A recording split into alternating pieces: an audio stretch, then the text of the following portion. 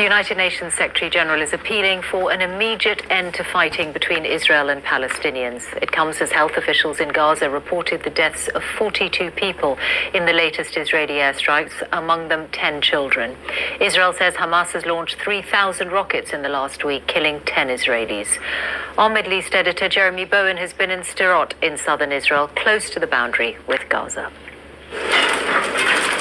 Not much is left of Al-Huita Street in the heart of Gaza City after the heaviest Israeli strikes since this war started and the deadliest day for Palestinians. They were looking for survivors. He says, raise your voice so we can hear you. Are you okay? Not many were found alive. Families escaped with children who won't forget this day. When I was carrying my small boy, he told me, "Dad, I don't want to die. What more do you want from him? There is no safety in this city." Benjamin Netanyahu, Israel's prime minister, convened his security chiefs. A cabinet meeting did not discuss a ceasefire. On the way down to the Gaza border are some of the communities the government here says must be safe from rockets before it will stop its attacks. Israel's leaders said the same thing during the other wars with Hamas. The Israeli army showed off their anti-missile system, Iron Dome. They say it shoots down around 90% of the missiles fired out of Gaza. Previous wars between Israel and Hamas have ended with mediation, generally with Egypt involved, leading to a ceasefire. Now, contacts have been made, but it's a difficult process because each side needs to get to the point where they can say to their people that the sacrifices, their damage, the killing were worth it.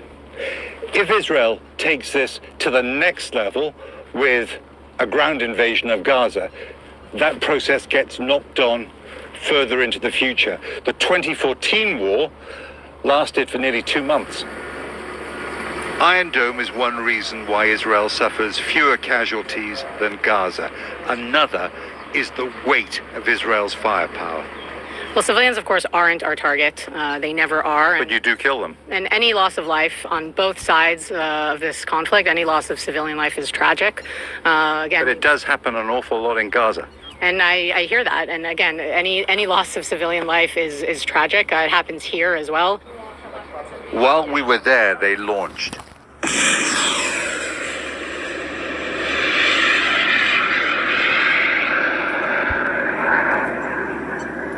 A volley of missiles was heading out of Gaza, north towards the Israeli town of Ashkelon. Iron Dome didn't stop all of them, but this wasn't a fatal attack. In Gaza, 6-year-old Susie Eshkantana was pulled out of the rubble. Her mother, 2 sisters, and 2 brothers were killed. Until he saw Susie, her father, Riyad, thought he was the only one left. Thank God, he said, because one day she might recapture the smiles of all his daughters.